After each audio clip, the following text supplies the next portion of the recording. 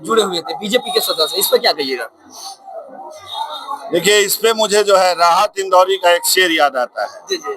कि सरहदों पे तनाव है क्या, लगता है चुनाव है क्या। मैंने पहले भी कहा था कि मैं एक सेकंड भी कभी बीजेपी का मेंबर नहीं रहा हूं, एक सेकंड के लिए। अगर ये कोई प्रूफ कर दे तो मैं अपना इस्तीफा दे दूंगा। जिला अंतर्गत अभी न्यूनतम विधानसभा में मौजूद है। मेरे साथ अमित भैया हैं जो कि कांग्रेस से विधायक की तैयारी कर रहे हैं। पूरा युवा लोग सपोर्ट में है, जो पूरा लगन से लग रहा है कि न्यूनतम विधानसभा में बदलाव होगा, जिससे बातचीत करने का प्रयास करते हैं। सबसे पहले भैया हमारे चैनल आपका स्वागत है। नमस्कार। और आपके चैनल के माध्यम से हमारे 06 नौतन बैरिया विधानसभा के समस्त महान जनता को सत सत नमन और प्रणाम सलाम। सबसे पहले भैया एक सबसे ज्यादा आपके क्षेत्र में आवाज उठ रहा है, विपक्षी पार्टी उठा रहे हैं कि आप न्यूनतम विधानसभा से नहीं आते, आप बेतिया से आते हैं, इस पर क्या कहिएगा? इस पे दो बातें कहनी है मुझे। जी जी। पहली बात ये है कि मेरा अभी एक घर बना है पाठक जी के बाजार पे, मतलब 2-3 साल पहले। जी जी। और वहाँ मेरा अपना जमीन भी है, बागीचा भी है, तो मैं बेतिया का कैसे हुआ। और दूसरी बात कि बेतिया और नौतन अलग है क्या, सटा हुआ है। जी जी। और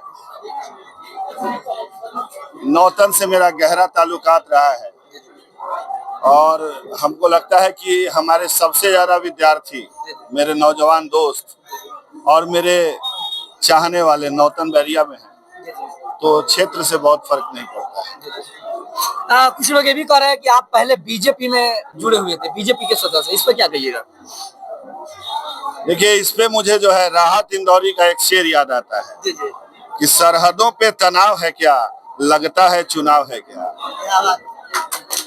मैंने पहले भी कहा था कि मैं एक सेकंड भी कभी बीजेपी का मेंबर नहीं रहा हूं, एक सेकंड के लिए। अगर ये कोई प्रूफ कर दे तो मैं अपना इस्तीफा दे दूंगा। सोशल मीडिया पर देखा जा रहा है राहुल जी के साथ और भी लोगों के साथ कि आपके फोटो को जोड़कर फेसबुक पर शेयर किया जा रहा है, इस पर क्या कहिएगा?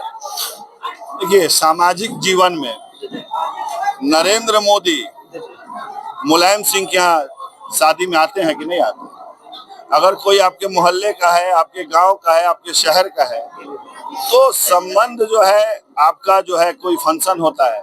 हमारे यहाँ शिवरात्रि का वीडियो लोग वायरल कर रहे हैं, उसमें तो तमाम कांग्रेस और आरजेडी के भी लीडर आते हैं, तो उनका भी तो फोटो वायरल होना चाहिए। लोगों ने अनाउंस किया मेरे बारे में कि ये शिवरात्रि कराते हैं। हाँ भाई, बेशक कराता हूँ, मेरा धर्म है कराना, मैं कराता हूँ। जिसका धर्म है नमाज पढ़ना, रोजा रहना, वो रहता है। लेकिन मेरी जिंदगी का एक दूसरा भी पहलू है।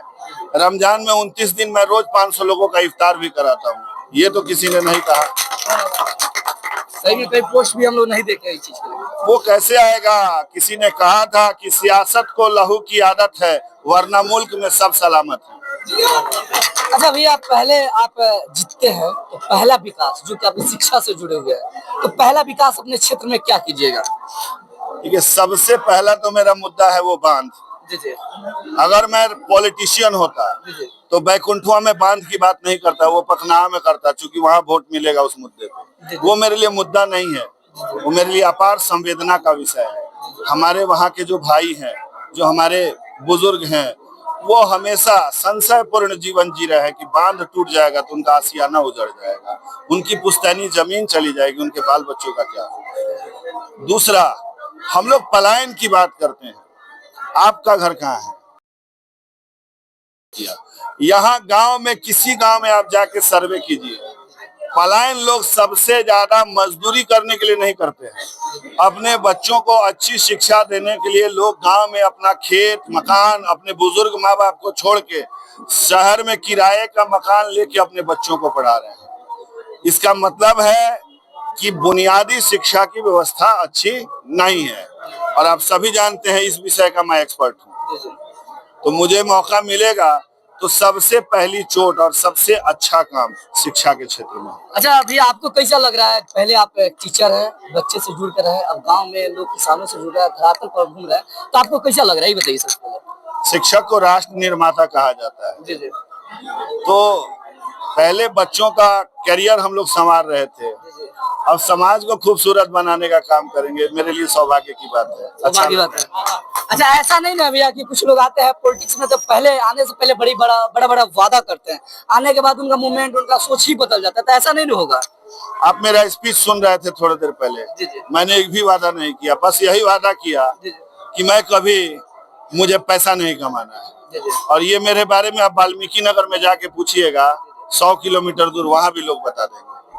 तो आपने क्षेत्रवासी से लास्ट सवाल रहेगा, अपने क्षेत्रवासी से नेत्र विधानसभा से सबसे क्या मैसेज दीजिएगा?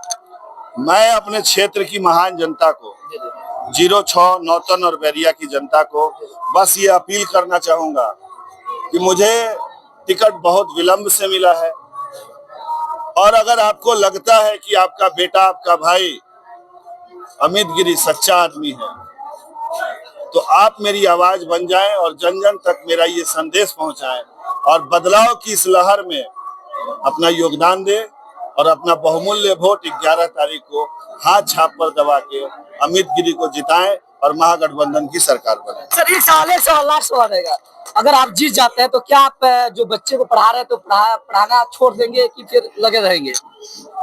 मछली तैरना छोड़ सकती है क्या? नहीं। फिर तो जितने वीडियो सब साथ में करेंगे, आप सबको क्या लगा कमेंट करके बता दूंगा। तक मैं जय हिंद।